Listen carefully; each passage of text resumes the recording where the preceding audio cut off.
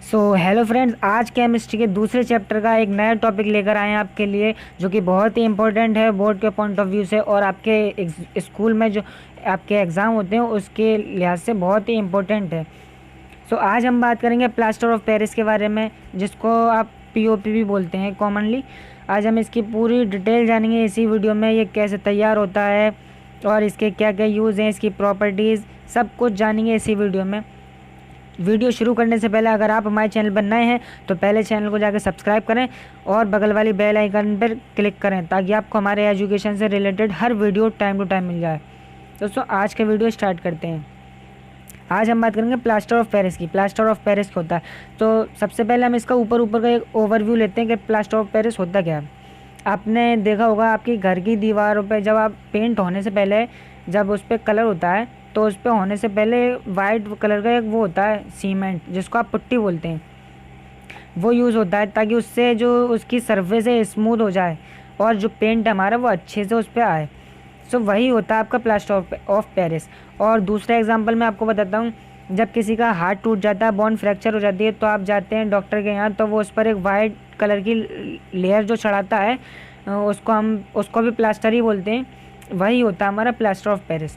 तो आप देख लेते हैं इसकी किताबी उससे क्या डेफिनेशन है इसकी, और ये है क्या। Plaster of Paris is calcium sulphate hemihydrate. The chemical formula of plaster of Paris is CaSO4.12H2O, यानी कि CaSO4 कैल्शियम सल्फेट, हेमी यानी कि हाफ, हाइड्रेट का मतलब हाइड्रा का मतलब जिधर भी हाइड्रेट हो या हाइड्रो तो आप समझ जाइए कि वहाँ पर वाटर की बात हो रही है। हेमी हाइड्रेट मतलब आधा वाटर का, water of crystallization, half water of crystallization है इसमें। It is also known as POP, यानी कि इसको POP के नाम से भी जाना जाता है, ज़्यादातर लोग इसको POP कहते हैं। It is prepared from gypsum. अब ये जिप्सम क्या है, ये जिप्सम क्या होता है, अभी आप 10th क्लास में नए नए आए, आपको ये पता नहीं जिप्सम क्या होता है, तो आपको ये जानना भी ज़रूरी है कि जिप्सम क्या होता है। तो पहले हम जिप्सम के बारे में जानेंगे, फिर आगे कंटिन्यू करेंगे। Gypsum is a calcium sulphate dehydrate. The chemical formula of gypsum is CaSO4.2H2O। Gypsum भी एक ही तरीका का प्लास्टर ऑफ पेरिस होता है, लेकिन जिप्सम से प्लास्टर ऑफ पेरिस को बनाया जाता है, ना कि प्लास्टर ऑफ पेरिस से जिप्सम को बनाया जाता है। ये है हमारा कैल्शियम सल्फेट यानी कि CaSO4, और हाइड्रेट मतलब हाइड्रेट का मतलब वाटर और डी का मतलब 2, यानी कि 2 molecule of water of crystallization. अब जो POP हमारे जो है प्लास्टर ऑफ पेरिस, इसे प्रिपेयर कैसे किया जाता है, इसको कैसे बनाया जाता है, तो इसकी ये केमिकल रिएक्शन लिखी हुई है। ये हमारा CaSO4.2H2O यानी कि जिप्सम, ये हमारा जिप्सम है। जिप्सम का फार्मूला जब जिप्सम को हम 373 केल्विन पर हीट करते हैं, ये हीट का वो होता है डेल्टा सिंबल। जहाँ पर भी रिएक्शन में ये लगा हुआ है डेल्टा, तो आप समझ जाइए कि रिएक्शन में हीट हो रही है। जब हम जिप्सम को 373 केल्विन पर इसको हीट करते हैं तो बनता है हमारा CaSO4.12H2O, यानी कि हमारा प्लास्टर ऑफ पेरिस। ये बन चुका हमारा प्लास्टर ऑफ पेरिस अगर हमने जिप्सम को हीट किया। 373 केल्विन मतलब यानी कि 100 डिग्री सेल्सियस। अगर आपको सेल्सियस को केल्विन में कन्वर्ट करना है तो आपको उसमें 273 ऐड करना पड़ेगा, वो बन जाता है हमारा केल्विन। तो आपको ये भी पता चलेगा कि सेल्सियस को केल्विन में कैसे कन्वर्ट करते हैं। और इसमें 3/4 ऑफ वाटर ऑफ क्रिस्टलाइजेशन अलग हो जाता है। अब आगे देखते हैं। Plaster of Paris is prepared by heating gypsum to a temperature of 373 kelvin, जो कि मैंने अभी आपको बताया।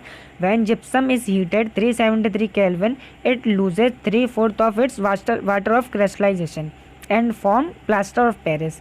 ये रहा हमारा प्लास्टर ऑफ पेरिस। जो मैंने अभी आपको ऊपर बताया वही सब कुछ लिखा हुआ है। अब देखते हैं इसकी प्रॉपर्टीज़ क्या है, यानी कि इसकी फिजिकल प्रॉपर्टी। इसको आप कैसे पहचानेंगे कि हाँ यही प्लास्टर ऑफ पेरिस है। आपको अभी तो आपको पता नहीं है, आपने देखा नहीं है।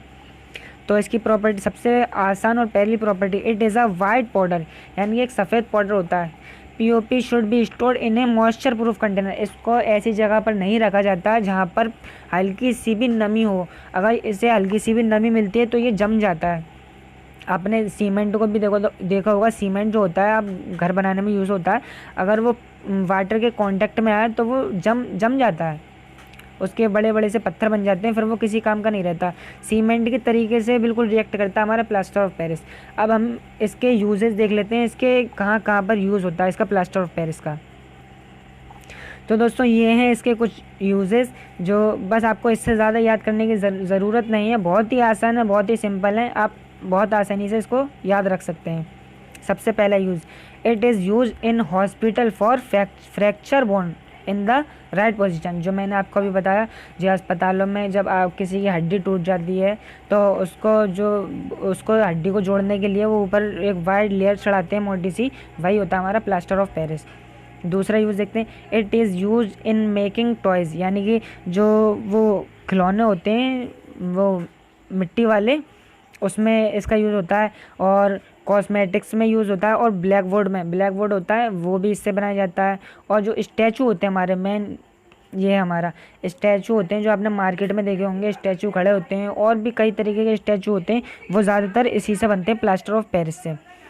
अब हम देखते हैं इसका तीसरा use, it is used for making surface smooth before painting, जो कि मैंने अभी आपको वीडियो में बताया ही था कि इसका यूज़ जो आप दीवारों पे जो आपका पेंट होता है दीवारों पे, उससे पहले आप इस पर वो करवाते हैं पुट्टी वाइट कलर की, ताकि जो आपके जो बीच बीच में जो गड्ढे होते हैं वो उससे फिल हो जाते हैं और एकदम स्मूथ सरफेस बन जाती है और पेंटिंग भी उस पर अच्छी लगती है काफ़ी।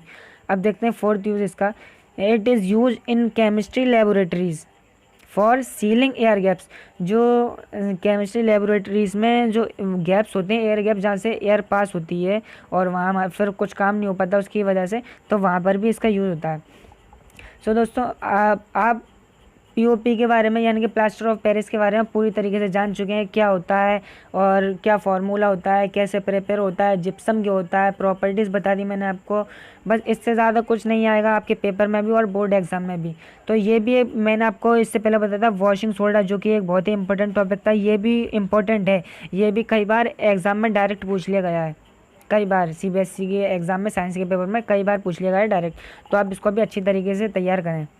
सो आज की वीडियो में बस इतना ही, मिलते हैं आपसे अगली वीडियो में। अगर वीडियो पसंद आया तो इसे अपने दोस्तों के साथ शेयर करें ताकि वो भी इस फ्री एजुकेशन का फ़ायदा उठा पाएँ, और वीडियो पसंद आने की सूरत में इसे लाइक ज़रूर करें।